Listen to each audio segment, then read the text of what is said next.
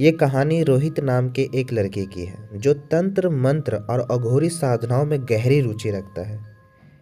वो कर्ण पिचासनी साधना के बारे में सुन चुका था, जिसके बारे में कहा जाता है कि अगर ये साधना सफल हो जाए तो साधक भविष्य में होने वाली घटनाओं को सुन और देख सकता है।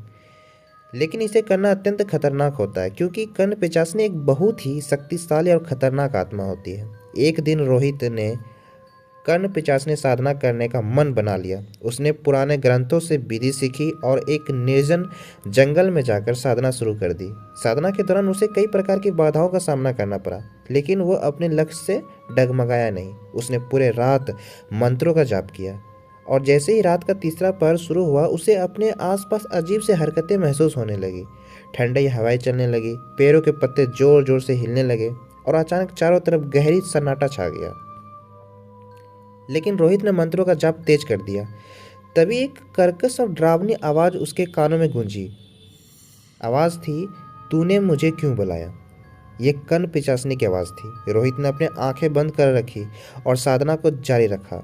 कुछ ही पलों में उसे महसूस हुआ कि कोई उसके पीछे खड़ा है। उसके कानों में लगातार कर्ण पिचासनी की आवाज गूंज रही थी, जो उसे भयानक भविष्य की घटनाएं बताने लगी।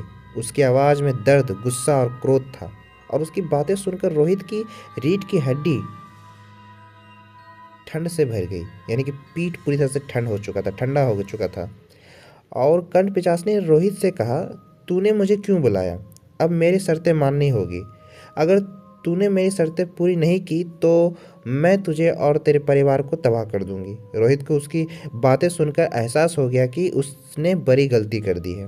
वो डर के मारे साधना छोड़कर भाग खड़ा हुआ, लेकिन वह आवाज़ अब भी उसके पीछा कर रही थी। घर पहुंचकर भी उसने चैन नहीं मिला, क्योंकि रात होते ही उसे अजीब अजीब आवाज़ें सुनाई देना लगी और हर जगह कर्ण पिशाचिनी का चेहरा दिखाई देने लगा। वो उसने बार बार याद दिलाती कि उसकी शर्तें पूरी करनी होगी।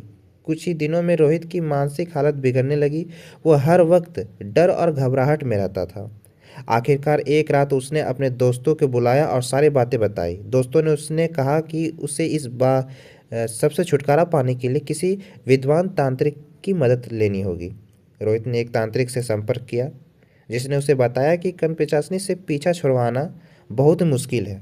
उसे कई दिनों तक घन पूजा और अनुष्ठान करना पड़ेगा, लेकिन कोई गारंटी नहीं कि सफल हो जाए। तांत्रिक ने रोहित को आखिरी चेतावनी दी, अगर इस साधना में जरा भी गलती हुई तो न केवल तुझे बल्कि पूरे परिवार को इसकी कीमत चुकानी पड़ेगी। रोहित अब हर पल उस भयानक आत्मा की मौजूदगी में महसूस करता था और उसे नहीं पता था कि वह उसकी ज़िंदगी पर पूरी तरह से हावी हो जाए या नहीं।